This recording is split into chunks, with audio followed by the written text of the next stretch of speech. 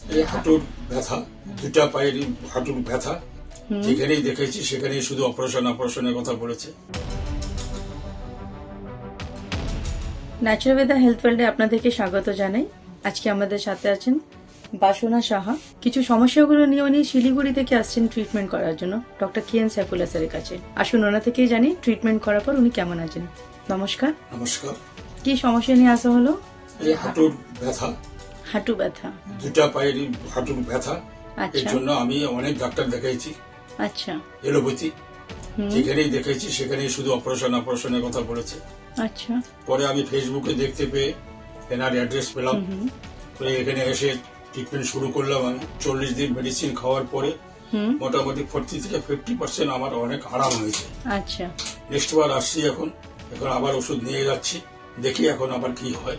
একদম ভালোই রেজাল্ট পাবেন। আমি একটু বাসনাজি থেকে জিজ্ঞাসা করব কি আপনার যে হাঁটু ব্যথাটা ছিল তাতে কি কষ্ট পেতেন আপনি? খুবই কষ্ট ছিল। কি কষ্ট ছিল? সবার হাত লাগাইতে পারতাম না, দুই হাঁটু এক জায়গায় করতে পারতাম না, বিছানার মধ্যে শুতে পারতাম না। আচ্ছা, খুবই কষ্ট হচ্ছিল।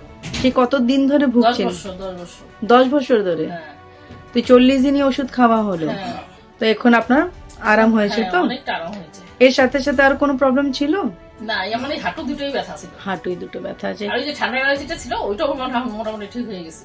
আচ্ছা, এখন ঠান্ডা অ্যালার্জির ওষুধটা লাগে না। যাক ভালো হয়েছে।